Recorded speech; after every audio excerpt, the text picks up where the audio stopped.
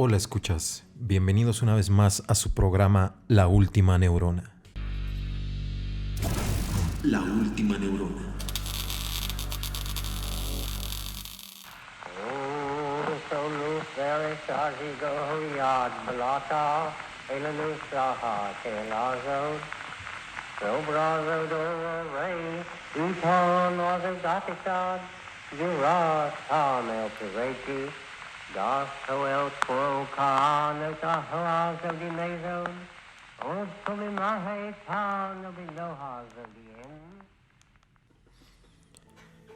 ¿Qué tal, escuchas? Nuevamente seguimos con esta serie del ocultismo y en este programa vamos a abarcar al ocultista, al gran ocultista, al Magus Nefron, a la bestia, como tiene muchos nombres, pero al gran emblemático para toda la cultura del siglo XX llamado Aleister Crowley. Y para eso, pues nuevamente los tres maestros de la misma ocasión, el maestro Baphomet con nosotros, el maestro Leviatán y su servidor, el maestro Enoch 48. ¿Qué tal? ¿Listos para atender a los escuchas con este tema tan importante que es, pues, el mago, el brujo por excelencia del siglo XX inglés, Aleister Crowley? Y bueno, creo que va a ser un programa en el cual les vamos a dar datos y ciertas cosas que pues no se la esperan. Entonces va a estar muy bueno. Así es, escuchas, en esta ocasión pues tocaremos a este gran místico moderno. Aquí sí estamos hablando de un mago reciente, fresco, que todavía se siente todo su impacto en la historia moderna. Vamos a ver qué tanto llegó a afectar y a través de sus círculos de influencia incluso a la cultura popular de estos tiempos. No van a dejar de sorprenderse de ver cuántos de sus personajes e ídolos favoritos resultan ser fans ¿se dice fans? Son fans. Es palabra en inglés, ¿verdad? Son fans de pues Aleister Crowley, que es por todos lados una persona sumamente interesante y estuvo hasta en la cocina de la abuela, se los aseguro. Así es. Escuchas, pues gracias por acompañarnos nuevamente. Lo prometido es deuda. Les habíamos dicho que tendríamos un programa especial del señor Aleister Crowley y ha llegado el día. Y pues hoy, miren, la verdad es que el maestro Enoch y Baphomet conocen bastante bien este tema. Entonces, de verdad pongan mucha atención y espero que les agrade este programa. Así es, pues bueno, vamos a empezar, ¿no? Ya sin estar abrumando a la banda que nos escucha. Por aquel fatídico o bendito día en el que se dio a luz a la mismísima bestia. Sí, pues bueno, el 12 de octubre de 1875, pues nace Alexander Edward Crowley, que se cambia el nombre a Aleister porque él está estudiando un poco geomancia y está estudiando un poco acrónimos de lenguaje y mientras estudia se da cuenta que en el lenguaje galaico, o sea el francés actual, el lenguaje galo, su Alexander es Aleister, entonces a él le gusta más fonéticamente cómo suena Aleister a Alexander y decide cambiarse el nombre, ¿no? Y esto lo decide cuando tiene 23 años, 22 años, que se encuentra estudiando lenguas en Cambridge, en Inglaterra. Pero pues más adelante vamos a adentrarnos, porque no es cualquier persona. Ustedes tal vez, yo por ejemplo, cuando me inicié en Aleister, al inicio pues lo veía como pues un sujeto medio fanático, medio extravagante, tal vez hasta charlatán, como muchos lo tachaban. Sí, como nuestro amiguito Carlos Trejo, ¿no? Así que como se aventó cañitas y todo esto. Un Ghostbusters. Ajá, todo este tema de decirnos que según estaba embrujada su casa y ya le Un han salido Maussan. puras pues contradicciones, ¿no? Su familia muerta que está viva, etcétera. Pero bueno, Era tan charlatán que, bueno, hasta su pelea fue falsa, ¿no? con Adame. Sí, nos la debes a un Trejo, nos debes esa pelea. Sí.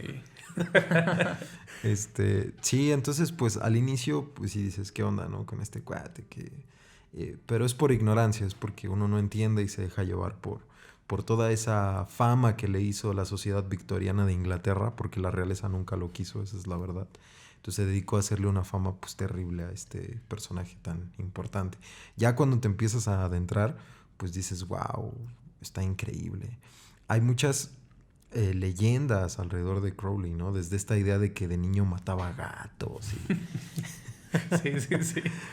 Muchos de estas historias que se le adjudican tienen que ver con la fama que se fue creando, ¿no? Finalmente estamos hablando de pues un personaje que desde su nacimiento, pues todos los sucesos que rodearon su vida empiezan a generar fascinación en muchas personas, ¿no? Sus biógrafos pues nos empiezan a describir todo lo que fue realizando en tantas locaciones y países, cómo fue influenciando pues donde llegaba y donde tocaba en grupos grandes de ocultismo.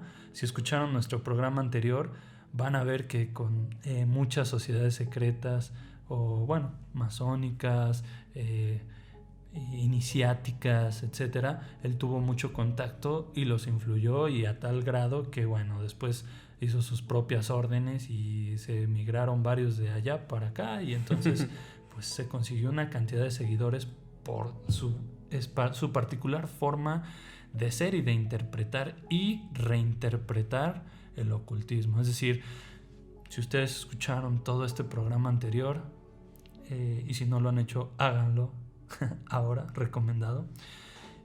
Pues prácticamente el ocultismo ha estado con nosotros desde inicios de la historia, y platicábamos que incluso personajes tan importantes y de corte 100% científico como Isaac Newton o René Descartes resultaron ser ocultistas en su forma mucho más pura que se puede encontrar. O sea, eso fue lo que los inspiró a desarrollar incluso hasta el método científico, ¿no? Entonces, bueno, estamos hablando de que Crowley llega ya a un mundo en el 1875 donde el ocultismo tiene pues toda esta tradición, y él viene a desbaratarla y a reformarla y a reinterpretarla. Así de grande fue su impacto pues para los días que continúan, ¿no? Vamos a hablar ahora acerca de sus antecedentes, ¿no? Cómo es que él empieza a tener esta conexión con el mundo ocultista. Bueno, hay una situación muy curiosa. Y es que mucha gente que se dedicó al ocultismo, y esto pasó también con Blavatsky, de quien ya mencionamos en la emisión pasada, vivieron atormentados porque sus familias eran sumamente cristianas. O sea, eso desquicia a la gente, se los digo por experiencia. También sumamente ricas. Bueno, eso yo no lo sufrí. Pero sí había una noción fuerte en el papá de Edward Crowley, el papá rico, burgués y pietista cristiano de los hermanos Johnson, que era una de las vertientes del anglicanismo más reaccionarias, así de mujeres no pueden ni hablar, por ejemplo, faldas largas, misa, estar orando los salmos. Crowley fue un tipo que le metieron la Biblia desde pequeño, o sea, tenía que leer diario la Biblia, aprenderse salmos bíblicos. Porque también se rumoraba que era, bueno, se sabe que era bisexual y trisexual y cosas de este estilo. Sí, bueno, pero eso es más que nada no por una decisión de Crowley de gusto, sino no por las experiencias de sus rituales sexuales, que más adelante vamos a hablar, ¿no? Pero sí, efectivamente, entonces esto le afectó mucho de venir de este ambiente protestante, no católico, sino anglicano protestante, y a partir de ahí Crowley tiene un momento de simbra, o sea, cuando su padre, que era un pastor, por cierto, aparte su papá era pastor, ¿no? ¡Qué suerte! Sí, es que es lo que digo. Por ejemplo, el filósofo Friedrich Nietzsche, que fue gran influencia para Crowley y lo llegó a citar como uno de los grandes iniciadores, junto con otros, cuando Crowley hace esta lista de sus influencers, que cita a Nietzsche, pues Nietzsche también vivió lo mismo. Su papá pastor protestante y acabó haciendo el anticristo, ¿no? Entonces es la misma noción. Cuando Crowley cumple 11 años, su papá muere. Su papá muere y esto significa que se queda al cargo total de su madre, y la relación entre Crowley y su madre nunca estuvo en buenos términos. La prensa victoriana pues llegó a inventarse cosas, ¿no? De que Crowley mataba a los gatos de su mamá y le gustaba verlos arder y los incineraba y no sé qué más. La realidad pues es que su madre pues era muy inquisitoria, una mujer de mente protestante que se creció en un ambiente ultraderecha católico, liberal, católico ultracristiano. Y entonces, pues, le gustaba apodar a su hijo la bestia, ¿no? Porque decía que era muy travieso y no sé qué más, ¿no? Entonces, imagínense a la mamá a los 12 años diciéndole al chamaco, ¡ay, bestia, ven para acá!, ¿no? Pues sí es algo como que produce secuelas. Obviamente, Crowley... Alfred, ¿ya regresó la bestia de la escuela? Sí. Obviamente Crowley pues cobija este apodo y lo recibe con todo el placer del mundo, ¿no? Incluso cuando... la prensa victoriana publican años después el hombre más perverso del mundo, como así le llamaban, la bestia, pues Crowley dice que a él le dio mucho gusto, ¿no? Verse gracias así en los titulares. Por el comercial. ¿Sí? Sí, que él estaba muy feliz, ¿no? De que le llamaran el hombre más perverso del mundo. Sin duda era un provocador, y es algo que pues a lo largo de toda su vida se manifiesta. Le encantaba el show, le encantaba recibir la atención por llevar, pues ser la antítesis en múltiples situaciones, ¿cierto? Sí, era una especie de perverso y de sociópata en el sentido estricto de la psicología, ¿no? O sea, esa sociopatía que tienen muchos artistas de querer ser el centro de atención y el centro de los reflectores. Hubiera sido en todo. buen youtuber. Sí, sí. bastante, ¿no? Y aparte viajó mucho, entonces imaginen su Instagram, ¿no? El Luisito Comunica se hubiera quedado corto, Sí. Aunque posiblemente le censurarían todo su material de magia sexual y otros apartados que hablaremos después. Obviamente, pero pues para eso ya tendría su canal en otros lados. En YouPorn o algo así. Hubiera sido el rey de las plataformas. Sí, en todos lados este carnal saldría, ¿no? Sí, entonces lo decimos de broma, pero por eso atrajo tanto la atención de la cultura del siglo XX posterior, ¿no? Por todo lo que él hizo y todo lo que pensó. Entonces, pues su niñez así transcurrió. Ya después fue cuidado, por ejemplo, por unas tías, por su abuela.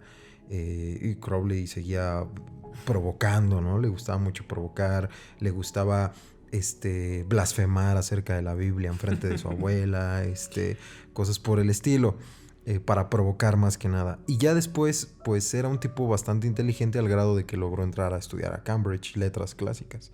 Entonces, pues no era cualquier pelele, ¿no? O sea, era una persona... Una persona bastante ilustrada y culta. También muchos de los personajes que se relacionaron con él en su vida acabaron emitiendo juicios de él, no en todos los casos pues favorables o de alguna manera buenos hacia su persona, pero todos concordaban en un punto: era una persona sumamente culta, de conocimientos vastos en la rama que se quiera abordar, y esto impactaba y generaba pues alguna especie de admiración en quien podía entrar en contacto con él. Pues sí, efectivamente es curioso porque Crowley empieza a desarrollar sus dotes desde muy temprana edad por su fanatismo hacia la literatura. O sea, él lo primero que quería hacer era ser escritor. O sea, era como su idea. Estaba obsesionado con lecturas de Oscar Wilde, por ejemplo. De ahí lo que le atraía a Crowley de Oscar Wilde, que siempre lo va a decir, es como Wilde desafiaba los parámetros sexuales de la sociedad victoriana, ¿no? Obviamente Wilde, que era abiertamente homosexual y que se metía pues con... ahorita sería pedófilo y homosexual. En ese entonces solo era homosexual y sodomita, ¿no? Pues se metía con chavos de 15, 16 años, etc. Y eso Crowley le daba mucha gracia y lo llegó a decir en sus diarios, que para él era divertidísimo la vida sexual de Oscar Wilde y que le hubiera encantado conocerlo.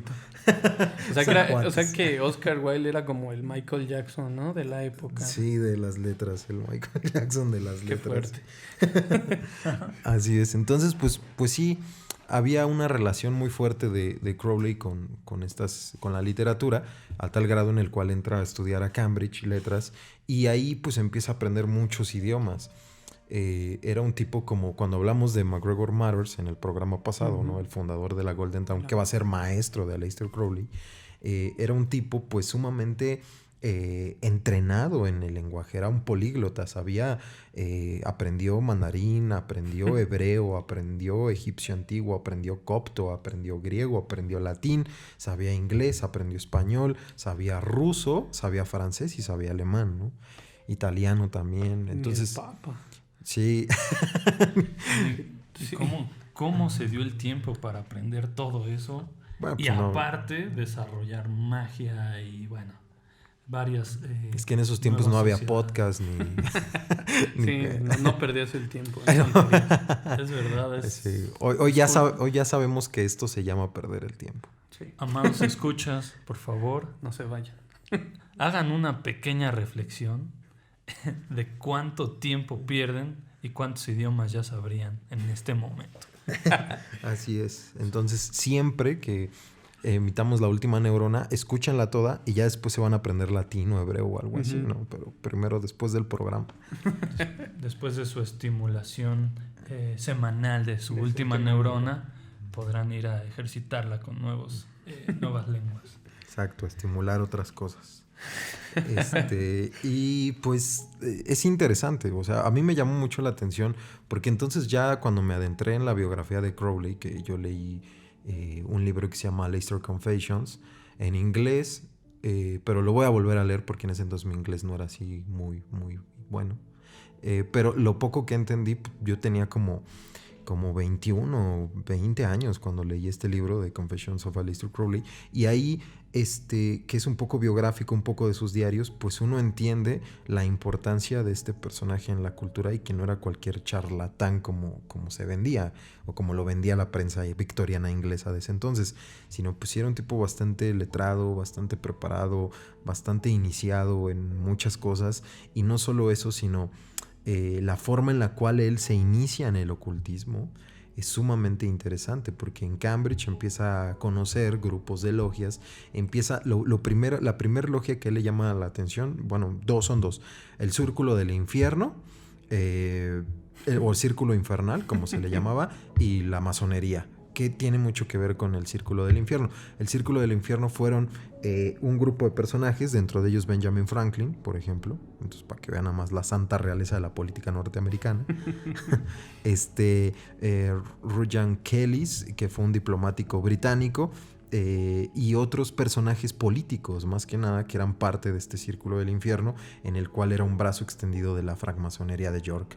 Y entonces Crowley empieza en Cambridge, le platican de estos grupos y él empieza a querer un conocimiento que vaya más allá de lo que está ante sus ojos, y es cuando empieza a iniciarse en el ocultismo, ¿no? En todas estas nociones, empieza a tomar textos, por ejemplo, talleres de la Biblia, del hebreo, empieza a ver que la Biblia pues no era lo que le había dicho su abuelita y su mamá, ¿no? Sino que había un conocimiento muy extenso ahí, y eso lo lleva a iniciarse en conocimientos, el primero autodidacta, y luego lo que llega a compartir, por ejemplo, a Eckenstein y otros amigos de Crowley, incluso su primera esposa Rose, es que era un tipo que tenía memoria fotográfica, y esto hacía que Crowley lo que leía se lo aprendía.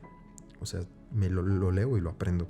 Por eso es que él aprendió en su instancia en Cambridge latín solo, y créanme, aprender latín, si con maestro es difícil, no me imagino solo lo complicado que ha de ser. Entonces, pues sí, era como una especie de geniecillo, ¿no? Hasta cierto punto, dotado para el lenguaje, obviamente dotado para muchas otras cosas. Aparte fue 2 veces bicampeón de ajedrez en Cambridge. Y aparte de todo, pues le gustaba, empieza a experimentar, por ejemplo, poniendo al límite su cuerpo. Empieza a hacer, dice, si ahora ya tengo la mente, ¿no? Etcétera, pues voy a ver qué puedo hacer o hasta dónde puedo llevar a mi cuerpo, y esto lo lleva a otras prácticas que ya ejerció durante su faceta ya de ocultista. Pero así se va iniciando el ocultismo, y entonces es tan bueno para aprender este tipo de cuestiones que cuando se inicia en su primer orden es admitido y es en la Golden Dawn a través de recomendaciones de su primer amigo, que después ya no fueron amigos, pero al inicio sí, que es Butler Yeats, que él lo recomienda para que se inicie en la Golden Dawn, este poeta irlandés. Y lo acepta, Gregory Matters, o MacGregor Matters, lo acepta, lo cobija y le dice, bueno, está bien, pues vamos a iniciarte. Y el mismo MacGregor Matters veía al inicio en Crowley al futuro líder de la Golden Dawn, al futuro gran mago de la Golden Dawn. Él lo llega a describir así como una perla en gestión. Pero después pues va a haber problemas, ¿no? Entre los dos por muchas cuestiones. Crowley acabó en problemas con casi todo el mundo, ¿no? Tal vez por este ego gigante que tenía. También pues de alguna forma lo llegó a fastidiar un poco su relación con las demás personas. Entonces él se inicia así en el ocultismo y entonces primero con la Golden Dawn asciende muy rápido a lo que llamaban tercer círculo de la Golden Dawn, que es cuando ya se da el conocimiento hermético fuerte, ¿no? Y ahí se empieza a codear con altos personajes de la cultura inglesa de estos tiempos. Mencioné a Butler Yeats, pero también empieza a codearse con un Stella Ford, que era un escritor muy renombrado, con un H.G. Wells, y con otros personajes del mundo artístico. Por ejemplo, en sus viajes a París conoce al gran escultor y pintor Rodin y se hacen muy amigos. Conoce a Paul Gauguin también, se hacen muy amigos. Y de Paul Gauguin le aprendió muchas cosas que después vamos a ver qué onda ahí. Porque Aleister Crowley también pintaba, le gustaba la pintura, le gustaba la música. Entonces, pues sí, era un tipo... Un todoterreno, ¿no? Pues sí, efectivamente. La gente que hablaba con él decía que era pues, impactante la cultura que tenía este señor. O sea, Fernando Pessoa, el escritor portugués, pues llegó a decir que nunca había conocido a una persona tan culta como lo fue Aleister Crowley en algún punto. Entonces, pero pues, incluso si era todoterreno en el sentido literal. Dentro de su faceta de expandir las capacidades de su cuerpo, pues tiene grandes logros, ¿no? Él también tenía una pasión por el alpinismo y entonces empieza a conquistar durante sus viajes pues las distintas montañas, los picos más altos de los puntos geográficos que visitaba, incluso algunos de ellos en México, que no me voy a adelantar esas sorpresas, pero bueno, a ese nivel incluso pasó 6 días sin respiración asistida ni nada de eso, no había tanques de oxígeno en uno de los picos más altos. Entonces, bueno, ya sus capacidades físicas también estaban muy por encima del promedio. O sea que, digo, hasta este punto de lo que han comentado, y aquí yo me declaro bastante ignorante y por eso lo digo, es Aleister Crowley básicamente sí tenía capacidades pues diferentes, o sea, sí tenía habilidades diferentes que lo dotaron de también gran conocimiento, o sea, de poderlo aprender de esta forma, y a la vez digamos que sí existe ese Aleister Crowley persona, humano, y la figura, ¿no?, que se fue creando alrededor de él, pues a través de todo esto que la sociedad fue pues informándose bien o mal, ¿no?, sobre él, y toda esa propaganda que le hicieron pues a través de toda su vida. Así es, indudablemente Aleister Crowley, el hombre, pues es un fuera de serie, ¿no? No es digamos, destacaba fácilmente del promedio por sus distintas habilidades cognitivas, físicas, su pues particular forma de ejercer la provocación en todo su entorno y pues el tipo de interacciones que lograba. Quien lo conocía pues luego veía en él esa brillantez, cómo él era algo diferente y particular. Entonces sí, sin duda él pues donde estaba brillaba, pero bueno, ya en la parte de la magia y el legado que empieza a dejar en la parte del ocultismo es bastante profundo, ¿no, maestro Enoch?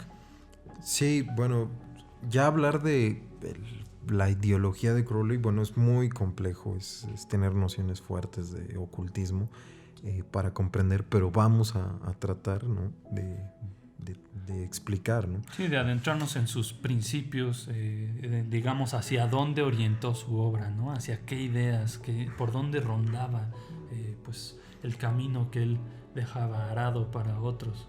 Exacto. Y lo primero que hay que comprender es la idea que Crowley desarrolla de lo que él va a llamar el telema, ¿no? O telma, que es sumamente interesante. Por sus estudios que tiene del griego koiné y los estudios que también desarrolla de la literatura. ¿Por qué de la literatura? Vamos a empezar tal vez por mencionar qué significa esta palabra telema, ¿no? Esta palabra viene del griego koiné y la palabra significa voluntad, ejercicio. O sea, pero es una voluntad muy, muy específica porque los evangelios en la Biblia se escribieron en griego koiné. Así están registrados cada uno de los evangelios. Y en los evangelios, en los pasajes donde Jesús les explica cómo se lee, más bien no cómo se lee, sino cómo orar el Padre Nuestro, utiliza esta palabra. En la parte donde dice, Padre Nuestro que estás en los cielos, santificado sea tu nombre, hágase tu voluntad. Ahí la palabra que se utiliza es telema, que era como se pronuncia en griego, ¿no? Posteriormente pasó a telema y ya a telma o telema. Entonces, es la voluntad del Padre, es la voluntad del Dios. A eso se está refiriendo telema, voluntad del Dios. ¿Por qué? Porque Crowley se preguntaba, ¿qué harías si un día tú te das cuenta que eres tu propio Dios? Este es el primer principio activo de la filosofía crowleyana. Así es. Y yo siento que aquí valdría la pena que escucharan todos ustedes esta frase que pues es el centro del telema, ¿cierto? La frase que describe esta filosofía es: haz lo que tú quieras, será toda la ley. Amor es la ley, amor bajo voluntad. Suena muy cristiano. Sí, nada más que es que hay muchas traducciones, ¿no? Pero en haz lo que tú quieras, tal vez sería más adocto, haz tu voluntad y será toda ley. Amar es la ley, amar bajo voluntad. Porque nuevamente el concepto de voluntad es muy importante. La idea de telema se recupera en un libro que se escribe en el siglo XVI de un francés llamado François Rabelais, que era un monje francés, en un librito que se llama Gargantua y Pantagruel, que está en el índice de libros prohibidos porque se burla de los monasterios eclesiásticos de esa época. O sea, es una sátira religiosa la que escribió este monje.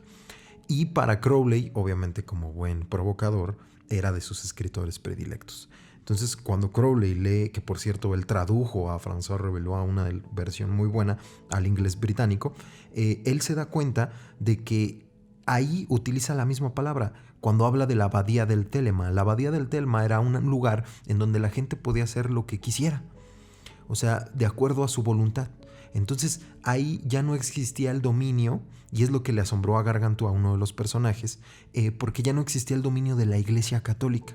Entonces aquí es donde entra la unión entre Crowley, por ejemplo, y pensadores como Friedrich Nietzsche, que hablan de que la moral cristiana lo que hace es subyugarte a el poder pastoril, ¿no? O sea, el poder de ser una oveja, de ser de una manada y no ser un sujeto que tiene sus propias convicciones, ideales y forja su propio trabajo y su propio camino. Por eso Crowley dice, todos somos una estrella, todos tenemos un camino, todos somos estrellas danzantes, ¿no? Estamos explotando constantemente, y ahí la idea de tu voluntad. Pero también Crowley se da cuenta en los trabajos del telema de que es muy complicado saber cuál es tu voluntad, y aquí es donde entra el trabajo espiritual de Crowley, porque para Crowley dice, nosotros podemos creer que tener sexo es mi voluntad, o nosotros podemos creer que vestirme con tal ropa es mi voluntad, o comer tal platillo es mi voluntad. Pero dice Crowley, cuidado, porque no necesariamente es tu voluntad. Puede que sea un deseo infundado por otras personas, por otras estructuras incluso sociales, que te hacen creer que eso estás deseando. Se anticipaba al salvaje marketing de nuestros días. Sí, y precisamente es la crítica a la sociedad victoriana inglesa de su tiempo, a este consumir por consumir, a este gastar por gastar, etc. Estar a la moda. Exacto. Crowley critica eso y va a decir, no, realmente solamente a través de ciertos trabajos espirituales, como él les llamó, o sea, la práctica del yoga, la práctica de la meditación, del tantra y de otras nociones que él va a ver en el ocultismo, es cuando el sujeto puede adentrarse en ese Dios interno y explotarlo, y ya cuando te adentraste en ese Dios interno, ya sabes qué es lo que tú deseas, ¿no? Que de alguna manera es muy ligado a los orígenes de toda doctrina ocultista, que te incitan a ir al interior de ti mismo y conocerte a ti mismo antes de poder pues hablar de cierta voluntad y cierto libre albedrío, ¿no? Entonces yo creo que es bastante interesante este enfoque y esta forma de recordarnos a través de una doctrina tan provocativa como el Telema, que pues al día de hoy tiene una cantidad de seguidores y una vigencia muy muy amplia, ¿no? Sí, es por eso que, por ejemplo, Crowley critica mucho la moral y dice que es debilidad cerebral, porque dice que los patrones morales se corresponden a procesos históricos bien definidos. O sea, la moral está mutando porque el ser humano es lo que indica que está bien y que está mal. Entonces, para Crowley hay que trascender, o sea, nuevamente a Nietzsche, ¿no? Su gran referencia en muchos trabajos. Hay que trascender la idea del bien y el mal y estar más allá. Estar más allá es saberte que eres Dios y forjar así tu propia noción ética de acuerdo a tus deseos y a tu propio camino, ¿no? A tu propio camino, como la idea yogi de camino o la idea taoísta de camino. Entonces, estas nociones Crowley las trae mucho de la India, Claro. Que precisamente es la idea de encontrar ese camino a través de la aniquilación de los deseos externos que se van implementando en el sujeto. Lleva a una ataraxia, sí, pero a una ataraxia que después te lleva a una práctica, porque para Crowley es muy importante la práctica. ¿Y cómo va a ver la práctica Crowley? A través del ritual. Incluso, y aquí es donde va a ser criticado por MacGregor Matters, porque Crowley va a poner la idea de que es necesario, incluso todos, va a decir Crowley, tenemos una bestia interna, un ser instintivo, que es lo que nos dice que tenemos, que estamos determinados por el hambre, que estamos determinados por el sexo, que estamos determinados por el frío, que estamos determinados... Las necesidades básicas. Las necesidades básicas. Somos seres bestiales también, dice Crowley. Entonces, lo que tú debes de hacer es ver a esa bestia a los ojos y destruirla. Pero la única forma es llevando en exceso tu bestialidad. Y es ahí donde se le va a criticar muchísimo a Crowley. Es aquí donde entra un ritual que a mí me gustaría hablar de él un poquito, que es el ritual de Abraham Melin, que practica Aleister Crowley. En el programa pasado, el maestro Leviatán nos habló del guitarrista Jimmy Page, ¿no? Que como ustedes saben, pues estuvo muy metido ahí. Bueno, este guitarrista Jimmy Page, pues como ya ustedes lo escucharon en la emisión pasada, y si no lo escucharon, corran, pónganle pausa a esta y corran a escuchar la pasada. Compra la casa de Boleskine House, que se encuentra en Foyers, un pueblito de Escocia, cerca del lago Ness, ¿no? Frente al lago Ness prácticamente, sí, tiene vista al lago. Tiene vista al lago Ness, ¿no? Y este pueblito era muy emblemático porque pasaron cosas bien raras. Primero se destruyó toda una iglesia de cristianos, se quemó y todos murieron, ¿no? Y luego hay un panteón por ahí cerquita en donde todos tienen el mismo apellido. ¿Por qué carajo? ¿Quién sabe? Pero todos tienen el mismo apellido. Y entonces todo ese ambiente tétrico, cuando Crowley está buscando un lugar donde hacer su ritual de Abraham Melin, dice, aquí es el sitio. ¿Pero por qué dijo aquí es el sitio? Porque el ritual de Abraham Melin en el ocultismo no es cualquier cosa. Abraham Melin se le conoce como el gran invocador de daimones y deidades que se asocian a la parte instintiva y más primitiva del ser humano, a lo más primitivo que tenemos. Entonces Crowley lo que quería hacer era invocar a todos estos demonios, ¿no?, primitivos, y tomarlos, o sea, invocarlos para controlar estas manifestaciones en el ser humano. Entonces, cuando está haciendo el ritual de Abraham Melin, que dicen que es un ritual que lleva aproximadamente, que te toma 2 años, Crowley se va a los escritos medievales de grimonios más antiguos, se va a los escritos egipcios de control y de trabajo de deidades, y se va a la meditación del Tantra negro, que son prácticas sexuales sin pareja, ¿no?, que involucran masturbación prolongada, aguantar el semen, cosas por el estilo, y empieza a hacer su ritual de Abraham Melin en soledad. El problema es que no le avisó a su maestro MacGregor Matters. Entonces MacGregor Matters, cuando se entera de lo que Crowley está tratando de hacer, dice, no, pues este cuate, quién sabe qué vaya a hacer ahí, ¿no? Entonces, inmediatamente lo contacta, ¿no? Y le dice que deje el ritual, le manda una carta donde le pide que deje ese ritual y que se regrese lo más pronto posible a Londres, ¿no? Crowley, como hizo un pacto y un juramento en la Golden Dawn, pues no le queda de otra más que obedecer a su maestro, porque eso es sagrado y hasta Crowley jamás violentó esto. Siempre, cuando estuvo bajo la orden de MacGregor, le obedeció en todo. Entonces dice, pues ni modo, está bien, pero le advierte que no acabó el ritual y que eso es muy peligroso en la magia. Entonces, pues MacGregor le contesta, pues no me importa, ¿no? Te regresas. Ok, no lo acaba, se regresa y dejó la casa así. A medias, ¿no? Y Aún dejó sin la- pintura. Abrió la puerta al infierno y les dijo, ay, espérenme, ahorita vuelvo. Y bueno, nunca lo cerró y empieza, ¿no? Toda una Sí. serie de cosas sucesos. que al inicio yo decía no, pero he visto documentales y siempre algún día uno de mis sueños es ir a Boleskine House, ¿no? Que te jalen las patas, Se, ¿no? se ve muy chido el lugar. Ay, la naturaleza. El maestro Enoch desde hace muchos años tiene el sueño de algún día terminar el ritual que Crowley Que inició. Crowley inició el ritual. Me estoy preparando. Muy bien, muy bien. Solo te faltan como 4 idiomas más por aprender, Sí, maestro. ya ¿no? me rifo. Ya domino el hebreo chido y ya.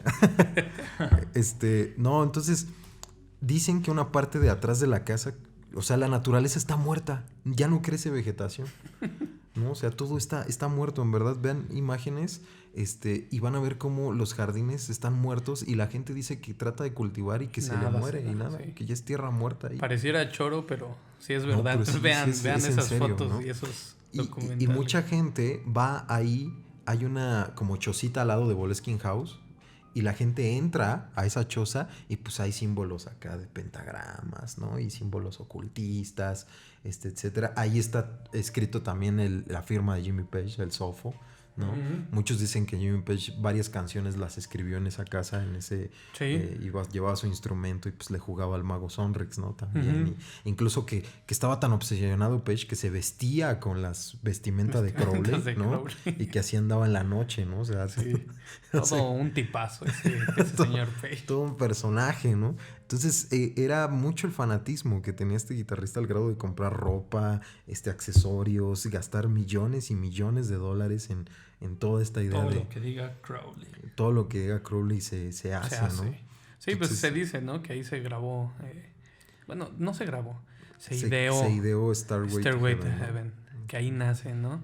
Y que es él con el señor Robert Plant quien enfrente de su chimenea comienzan a diseñar esta nueva canción.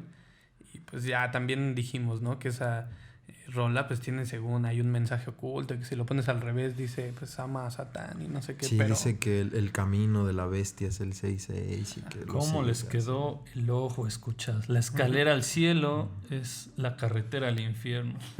Pero bueno, eso es de las rolas al revés. También Gloria Trevi tiene su rola. Sí, Si pones doctor psiquiatra al revés, matarás. Todo el tema del clan Trevi Andrade, Sí, yo no, está recuerdo, cañón, era niño y sí. te Ahí decían no escuches la de Brincan los borregos. ah, porque también, en la que noche estaba bien pasan loca. cosas Ajá, raras, sí. Entonces, algún día un especial de Gloria De Trevi. Gloria Trevi. Ah, estaría bueno, Por favor, escuchas, den sus likes y comenten. Gloria Trevi será nuestro próximo programa. Suena bien. Entonces, pues sí, estaba fuerte, ¿no? O sea, porque aquí en esta casa ahora se entiende por qué el ritual de Abraham Elim, por qué la importancia de Boleskine House. El que hace esta investigación, pues es Kenneth Danger, que fue el posterior líder de la Otto, después de Aleister Crowley, y un director de cine muy famoso. Ya más adelante, cuando hablemos de Crowley y la cultura, hablaremos tal vez de él. Pero ese es el ritual de Abraham Elim, uno de los rituales más importantes, que se relacionan mucho con sus trabajos de Al-Mantra, que era ya no buscar el contacto con seres primitivos, bestiales, sino ahora buscar deidades de otros planetas y otras dimensiones. Y eso también es de suma importancia. Ya más adelante vamos a comentar el contacto que tiene con lo que llamaban ser gris, ¿no? Que es una deidad que se llama Lam, que dicen que probablemente Crowley entró en contacto con esta deidad. Claro, y que no saben que toda esta historia llega hasta la mismísima NASA. Sí, la Agencia Espacial de Estados Unidos a la NASA. Este ¿Escucharon señor bien? estuvo en todos lados, ¿no? Es realmente un viajero que pasó por todo el mundo y hizo estragos en todos los lugares que tocaba. Sí. Ya veremos que hasta en cierta portada de un LP de cierta bandita de mucha popularidad global aparece. Pero bueno, Sí, continuemos. y- ¿Qué les parece, maestros? Que tocamos, pues, a través de cuántas órdenes es que Crowley pasa y entonces cuántos círculos se abren para el impacto que llegó a tener. Ujú. Sí, pues la gran orden, ¿no? En la cual él se inicia es pues la Golden Dawn, que Golden ya Dawn, comentamos hace poco que su gran fundador fue pues MacGregor Matters, el primer gran hierofante, como Crowley le llamó, y mago absoluto, que luego Crowley rompe con él pues por muchas Choques de ideas. choques de ideas, ¿no? Por ejemplo, a MacGregor Matters no le gustaba esto de dominar a tus demonios. Y a Crowley sí, ¿no? Que de hecho, también otro de los puntos de ruptura que he escuchado de Crowley con Golden Dawn es que pues no toma como tal el tarot Rider White, ¿no? Y él inventa una nueva versión medio apócrifa a su forma de verlo, y bueno, no estaba dentro de los estándares y seguimientos de la Golden Dawn, y bueno, ahí ya ahora es de estos tarots más buscados y pues por todo el ocultismo que viene detrás de estas reformas crowleyanas en la Golden Dawn y su ruptura, ¿no? Sí, sobre todo porque Crowley no cree mucho en la leyenda Rosacruz. Eso también lo llegó a decir. No cree en estas cuestiones. Y más bien Crowley quiere irse a una época clásica de la magia. O sea, quiere regresar a los egipcios, quiere regresar a lo antiguo y despojar un poco la ideología mística del Renacimiento. Obviamente sí va a tener aún lecturas de la época alquímica, por ejemplo, un gran fanatismo por John Dee y un gran fanatismo por Edward Kelly, el lenguaje enoquiano y todas estas ondas. Sí lo va a seguir. Incluso pues va a inspirarse mucho en el tarot marsellí y en otro tipo de tarots para hacer el suyo propio, pero basándose en deidades egipcias, en un tarot pues que va a ser muy emblemático, ¿no? En la historia de las cartas. Claro, yo creo que es por estas particularidades y su enfoque tan especial que se le abren las puertas después de su rompimiento con la Golden Dawn. Y al contrario de estar expulsado o ser el apestado del mundo ocultista, genera otra vez mucho interés tanto en otras órdenes como en nuevos iniciados, Sí. ¿no? Y es lo que le abre las puertas en la famosísima Otto o Ordo Templi Orientis, ¿no? Sí, pero es curioso porque lo que le abrió las puertas fue que era provocador, porque en su revista Así Equinox, es. Crowley publica los rituales de la Otto, o sea, abiertos al público, y el líder de la Otto, Rudolf, se me fue su apellido, Rudolf, no recuerdo. Rodolfo el Reno. ¿Es Bottendorf? Rudolf algo, que es de los fundadores de la Otto, pues le reclama a Crowley y le dice, oye, ¿cómo estás divulgando este conocimiento hermético en tu revista? Como si fuera una receta La para de hacer. TV Notas, ¿no? Sí.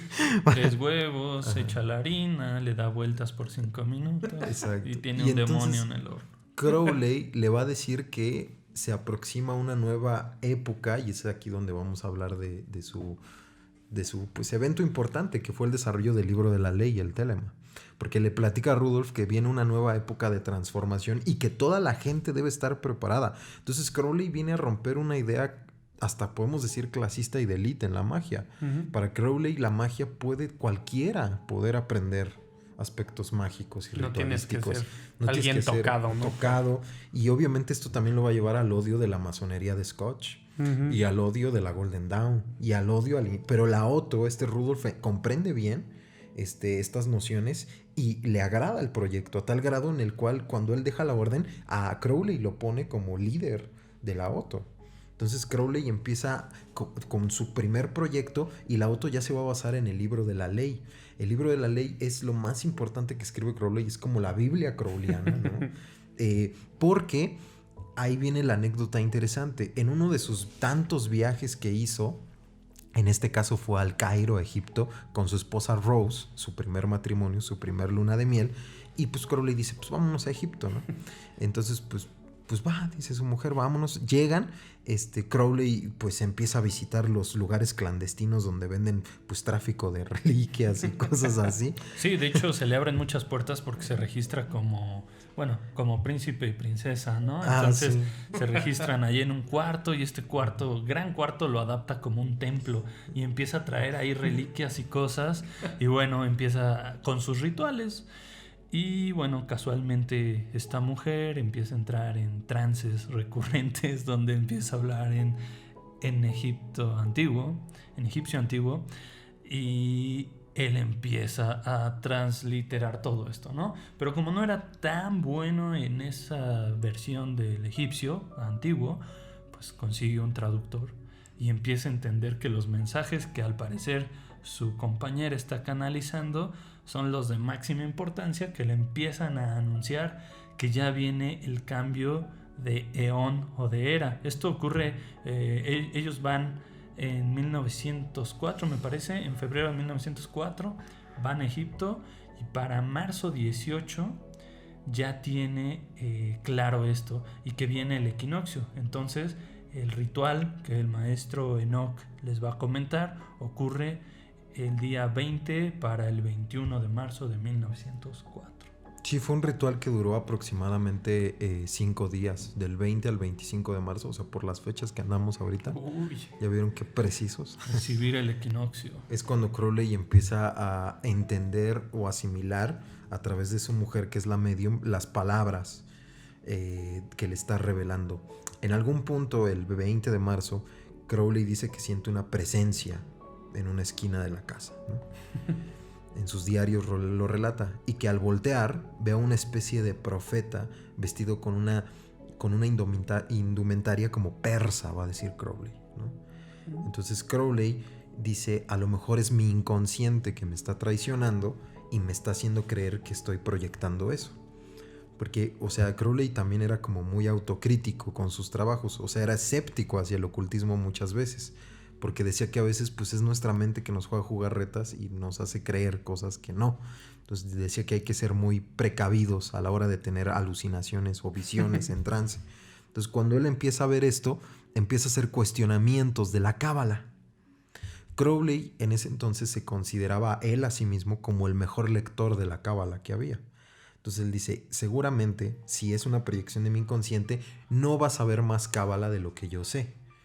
Pero resulta que cuando empieza a hablar con esta deidad, pues prácticamente le da como una cátedra, ¿no? De cábala, así de, no, pues tú estás bien morro, ¿no? Ahí se dan cuenta en el enfoque cientificista de Crowley que tiene respecto a sus propias percepciones, a ponerlas a prueba, etc. Eso también después veremos que queda plasmado en Astra Argentum, que es su próxima, sí. Pues prácticamente su próximo orden. Incluso su lema de Crowley era: la ciencia es nuestro método, la religión es nuestro fin. Así es. Entonces era como pues, su gran lema. O sea, él decía, yo tengo un método, ¿no? O sea, yo no voy a andarme con charlatanerías ni estas cuestiones. Yo tengo un método de trabajo, esto es complejo. O sea, él muchas veces duró, cuando él se va, por ejemplo, con los yogis y cuando se va al budismo, es muy interesante porque los mismos budistas, así lamas densos, pesados, se asombraron de que un occidental europeo aguantara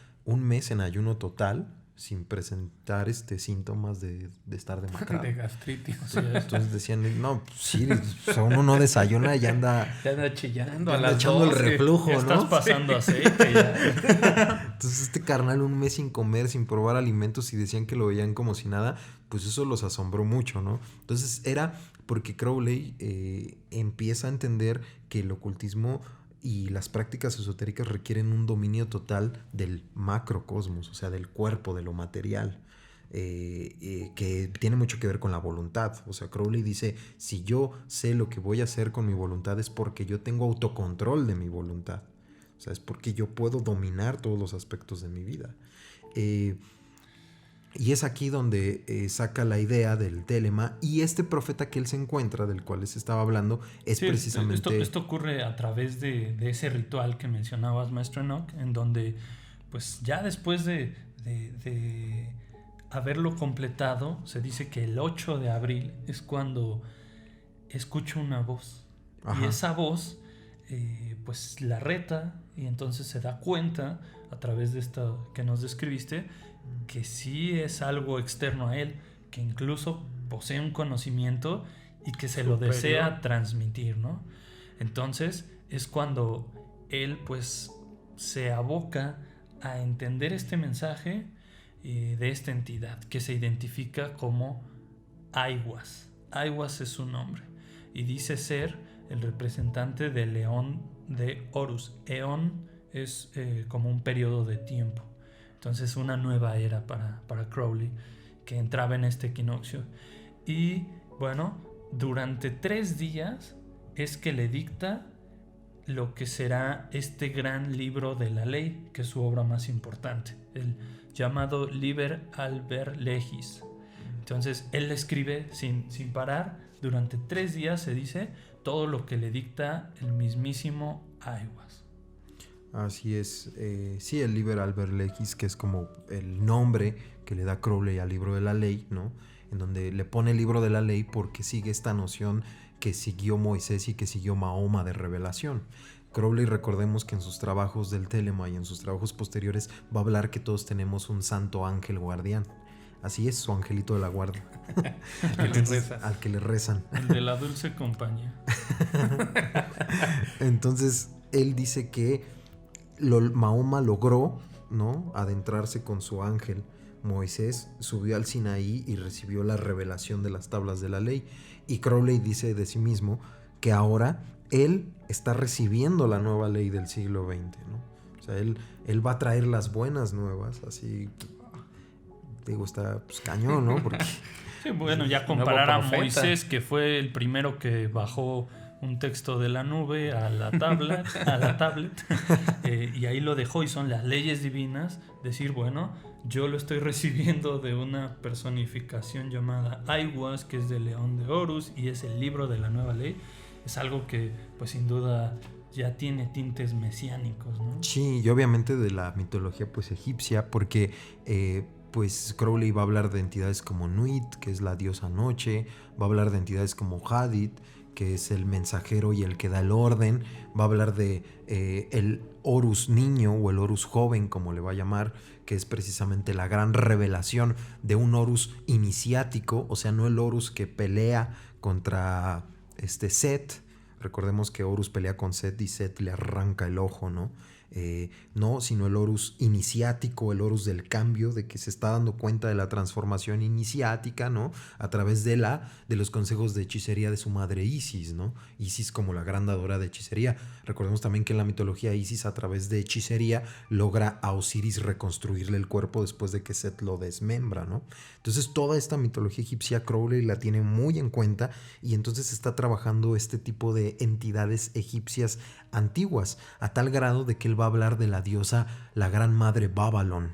La madre Babalón, que es la hija, ¿no?, de los desmembrados, de los perversos, o sea, es la madre que va a dar inicio a la nueva vocación del bien y del mal, de las profundidades bestiales, va a decir Crowley, y es ahí donde para invocarla Crowley se va a adentrar en lo que él va a llamar Tantra negro a través de la Magic con K al final. ¿Qué es esto? Pues son rituales de magia sexual en donde se hacen todo tipo de cochinadas. Con drogas incluidas, ¿no? Con drogas de todo tipo. Se prueba algo que se llaman los pasteles de la luz, que son... por favor, maestro, háblanos de... un pastelito de la luz, receta. por si se les antoja, ¿no? Un pastelito de la luz. Ey. Pues es como la base, ¿no? Que es harina, etcétera, para cocinar un pan. Nada más que pues adentro, ¿qué es lo que va a tener estos panecitos? Pues semen, saliva, a veces orines, sangre de menstruación, y muchas pues cosas bastante Fluidos de todo curiosas. Así es. O sea, un pingüino marinela con moronga. Fuerte. Exacto, ¿no? Entonces, En forma de cupcake. pues todo esto lo tenían que consumir y luego empezaban los rituales de iniciación sexual, que en el libro Magic de Kenny Danger pues describe ahí que, por ejemplo, pues Crowley lo que acostumbraba era pues antes meterse heroína De todo, hasta el ¿no? tope, ¿no? Exacto. Como rockstar. Mescalina. Es o todo todo. tipo de drogas, ¿no? Consumían y armaban grandes orgías en las que había sadomasoquismo, Crowley apretaba cuellos, cachetadas, latigazos. Esto pudiera sonar a degeneración y depravación pura, pero sí tiene cierto fundamentalismo en rituales ocultistas a lo largo de la historia. Recordemos que desde los ritos dionisíacos, las lupercales, etcétera, siempre ha habido un uso ritual del sexo, no solamente por el placer o por desenfreno. Siempre se ha dado a lo largo de la historia una funcionalidad, porque muchos hablan de que el sexo es sagrado, incluso el tantra, porque ahí se liberan muchas energías. Seguramente algunos hayan escuchado: no tengas sexo con cualquiera porque es mezclar tus energías. Anda muy de moda todo eso ahorita, otra vez. Y no es, digamos que tiene algo de verdad, algo de profundidad. Entonces ellos, como grandes magos, los ocultistas, pues le daban un sentido a toda la energía que se generaba al comer estos pasteles de luz, al tener esta gran orgía en acción. Estaban ocurriendo simultáneamente invocaciones, otro tipo de procesos para liberar, abrir portales, rituales, etc. Es decir, se les daba un uso, no solamente dejaban que sucediera cual una reunión del Marqués de Sade, ¿no? Sí, tenían un porqué, al grado en el cual pues una de las Moonchild o mujeres escarlata, como se les llamaba a estas mujeres que pues hacían este sexo iniciático, sexo ritual, que es Henry Gort, ella llega a decir que pues Crowley tenía la habilidad de hasta durar 10 horas en el acto sexual, ¿no? Por sus prácticas de tantra que hacían. El tantra lo que te enseñan es a no eyacular y a estar reteniendo mientras tienes el miembro pues erecto, ¿no? Entonces pues era una de las prácticas que hacía Crowley, durar mucho tiempo para seguir canalizando todo el kundalini, ¿no? Toda la proyección de la energía, y irse él degradando lentamente el cuerpo hasta dejar el chakra en cero, y entonces ahí recibir la comunicación demoníaca. Ese era el ¿Alguna vez objetivo. habían escuchado de esto en sus clases de yoga, amigos y amigas? Difícilmente. Sí, por eso la depravación, ¿no? Que, o sea, Crowley era consciente, no es que dijera, ay, no, o sea, pero lo hacía con ese propósito, precisamente desgastar la energía con este tipo de actos para ya tener una comunicación hacia otras dimensiones, hacia otros planos superiores. Y esto es algo que nos lleva ya a poder pues hablar de su creencia y en estas otras dimensiones, en donde bueno, ya empieza a querer invocar. Después de haber canalizado a través de Aiwass el libro de la ley, dijo, bueno, pues se empieza a preguntar cuántas otras entidades poseedoras de conocimiento, de grandes saberes que nos van a ser accesibles, también grandes poderes puede haber allá afuera, ¿no? Entonces él ya comienza pues de forma más sistemática a utilizar todos estos rituales, estos conocimientos que en algún punto de su vida nos lleva hasta México. Porque sí, así es, señores, Crowley estuvo en México. ¿Y qué no hizo aquí? Pues hizo de todo, ¿no? O sea, viene en 1900 a México. Crowley es joven aún, no es, tiene alrededor de 25 años cuando él llega a México. Incluso fue antes de que pasara lo del Cairo. Antes del Cairo, años Ajá, antes. años antes de lo del Cairo es cuando Crowley viene aquí a México. Pero es muy interesante porque México era como una meca muy importante para el ocultismo. Existe la leyenda según de que ya había venido Blavatsky de San Francisco aquí a México durante un tiempo. Crowley viene a México porque está fascinado con los textos de... Primero, cuando él lee el poema El primer sueño de Sor Juana Inés de la Cruz, le encanta, porque Sor Juana hace mucha referencia hacia geometría egipcia sagrada. Lean ese poema, por favor. Sí. Es más, Sí, maestro. pongan pausa y vayan ahorita mismo. Lean, regresa. No, es muy bueno.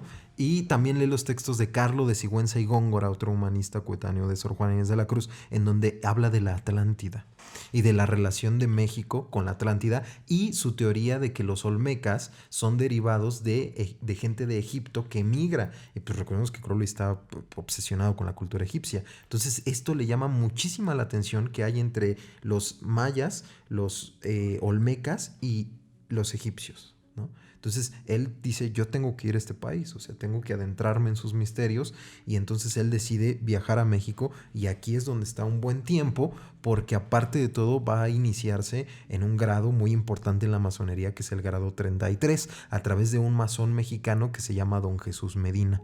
Don Jesús Medina, que fue de los grandes iniciadores en la masonería, que incluso hay gente que llegó a decir que también inició a Francisco I. Madero en el espiritismo, Don Jesús Medina. Pues él también trae estos conocimientos y entabla una fuerte amistad con Aleister Crowley, porque le sorprende que Aleister Crowley a sus 25 años dice que es impactante que sepa tanto de cábala. Recordemos que la cábala era la especialidad de Crowley. Entonces, pues así se empieza a iniciar aquí en México a través de estos rituales. Y empieza a hacer otro tipo de cosas. Aquí la gente le empieza a decir, oye, ¿y por qué tú que ya escalaste el Everest y que estuviste por allá, por qué no escalas los montes de aquí?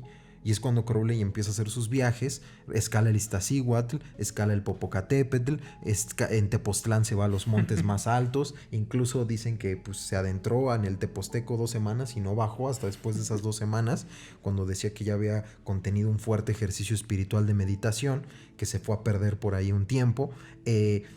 En el Popo también lo escala. Incluso esa anécdota del Popo es muy interesante porque va un periodista del Heraldo, uno de los periódicos más prestigiosos en ese entonces del país, porque dice, ¿cómo este cuate va a escalar el Popo? Está loco, ¿no? Bueno, entonces él va y pues sí, efectivamente ve cómo escala el Popo y escala el Iztaccíhuatl. Viene a la Ciudad de México, también estuvo en la Ciudad de México un tiempo, y en la Ciudad de México se queda en el Hotel Iturbide, que era un hotel muy famoso en el centro de la ciudad, que ahí también se quedaron escritores como Malcolm Lowry, D.H. Lawrence, etcétera, ¿no? Entonces Crowley se queda en el Hotel Iturbide y empieza a frecuentar los prostíbulos y lugares de juego de Tacubaya. Siempre Tacubaya. Vaya Tacubaya.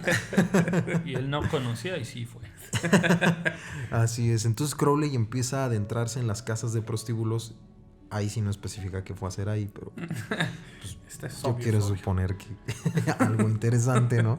Y también empieza a iniciarse posteriormente en rituales chamánicos de los otomís, de los tarahumaras. De los tarahumaras, incluso antes que Antonin Artaud, ¿no? Sí, este poeta y dramaturgo francés que también empieza a interesarle todo esto, ¿no? Entonces empieza a adentrarse en el estudio del chamanismo, etcétera. Y así estuvo Crowley durante un buen tiempo en México, hasta que incluso forma una orden, la Orden de la Lámpara de la Luz Invisible, que deja a Don Juan Medina como el líder, ¿no? Ya después en 1904, cuando le es revelada la ley del Telema, Crowley quita todas las órdenes que hizo alrededor del mundo, ya no les da crédito porque dice Crowley, ahora sí ya tengo el conocimiento sólido, y entonces en vez de esto pues crea la Astrum Argentum, que fue como su gran última logia en la cual reveló el conocimiento para comunicarse con otras deidades, ¿no? Y pues eso fue de las cosas que vio Crowley en México. Y pues bueno, ya ven la relación de este señor hasta aquí en este país, que tuvo muchísimo que ver. Incluso lean sus diarios porque son buenísimos. Hace crítica a Porfirio Díaz, porque todo el mundo criticó, hasta Crowley criticó a Porfirio Díaz, ¿no? Y su influencia es tal que en la cultura pop de todo el siglo XX, en múltiples artes, cine, música, literatura, pues influyó de manera perpetua, ¿no? ¿Cómo ven?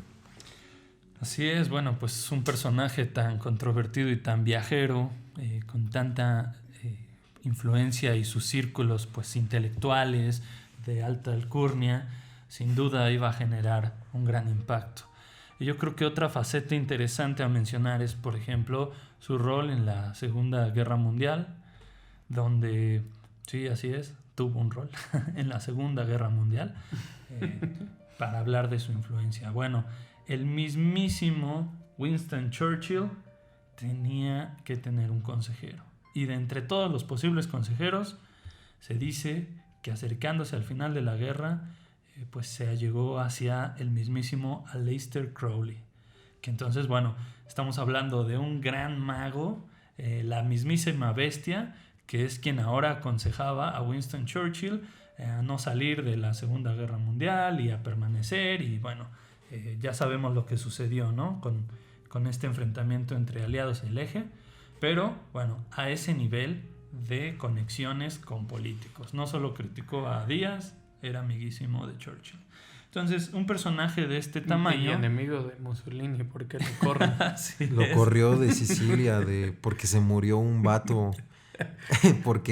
Pero no se murió porque la prensa inglesa dijo que había muerto en uno de los rituales y no, murió porque contrajo tifoidea por andar tomando agua cochina. Entonces, por eso murió. Pero bueno, es lo que les digo de las leyendas, ¿no? Que hacía la prensa inglesa de Crowley para pues, desprestigiarlo. Y así, sí. Y entonces Mussolini pues dice, no, pues este cuate me está haciendo loqueras. Entonces pues ya te me vas. Córrelo.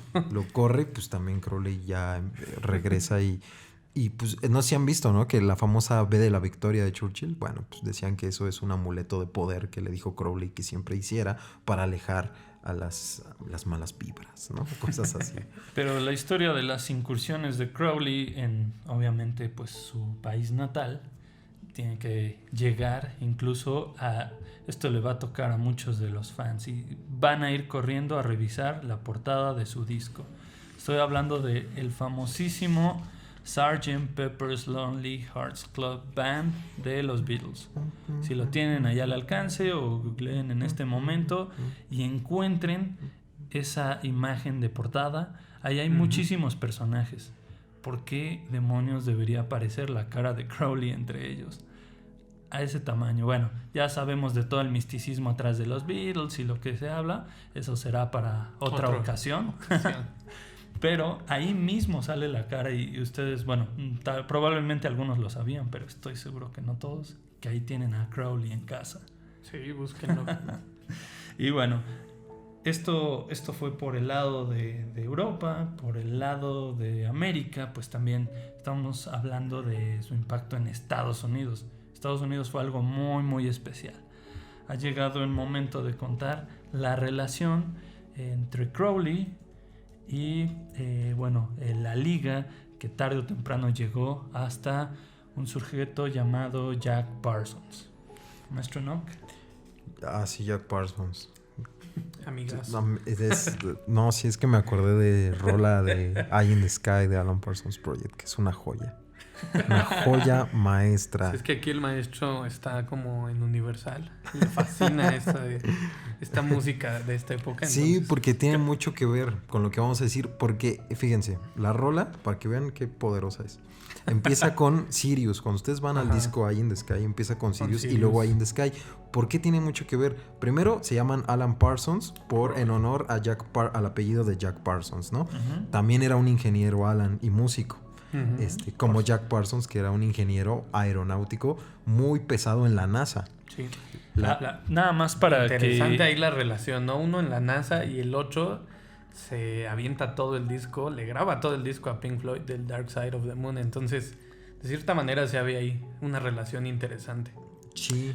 Solo para que suene un poco más el peso de Jack Parsons, para todos ustedes escuchas, Jack Parsons es el fundador del Jet Propulsion Lab de la NASA, en donde, posteriormente y con la investigación y desarrollo que se tiene en los años venideros, logran levantar cohetes hasta la Luna, y las misiones Así Apolo, es. etcétera, pues llevan toda esta misma cadenita. Entonces, ¿qué tendría que hacer un ingeniero o realmente un científico del tamaño de Jack Parsons ligado al mismísimo Crowley?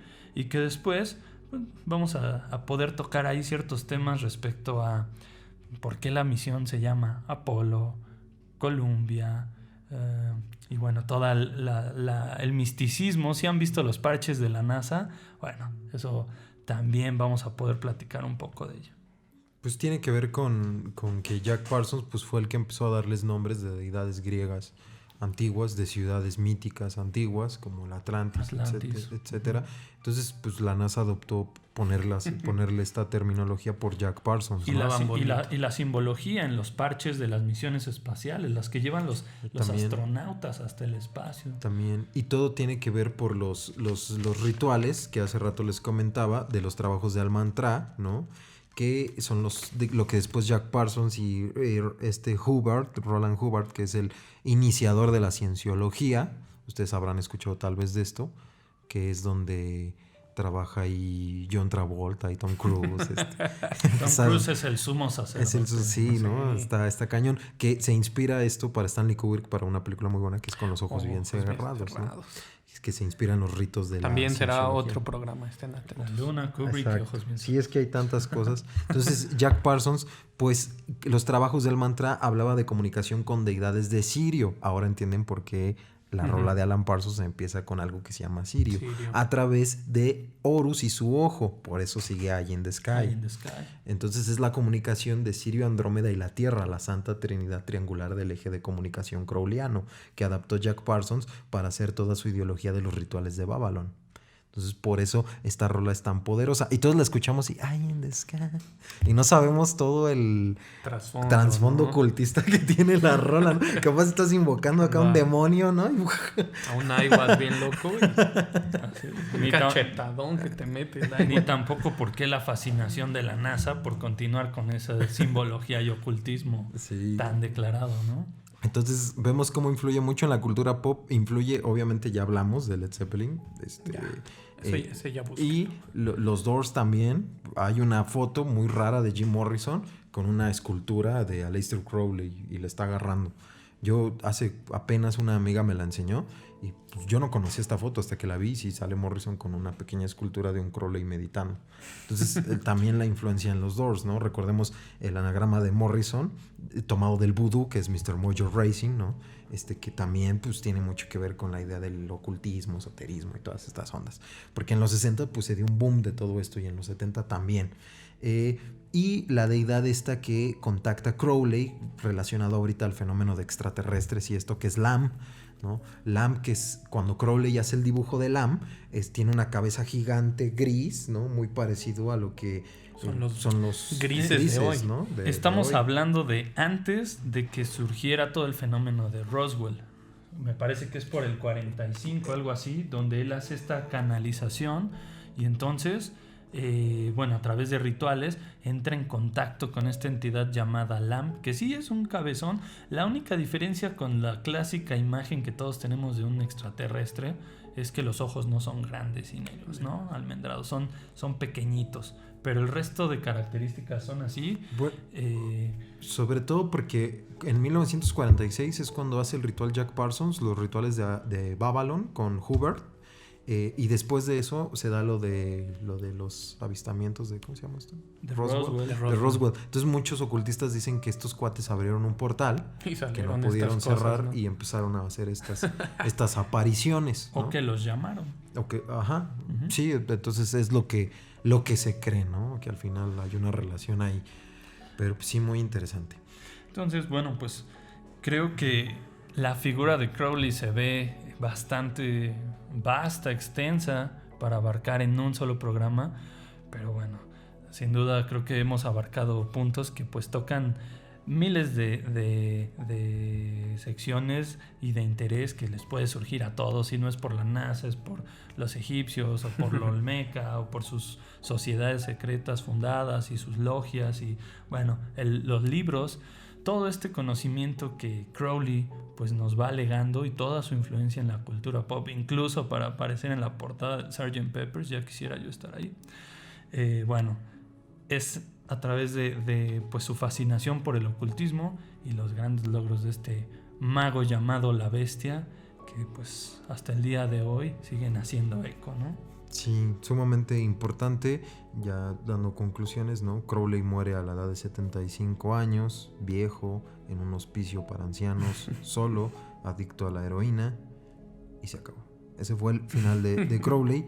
Según su enfermera, la que lo cuidaba, sus últimas palabras fueron "Sometimes I hate myself", o sea, algunas veces me odio a mí mismo.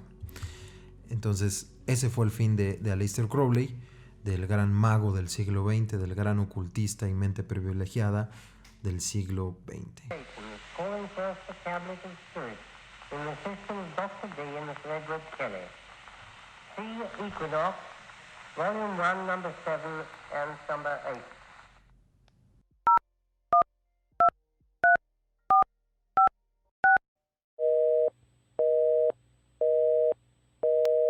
Hello, no one is available to take your call. Please leave a message after the tone.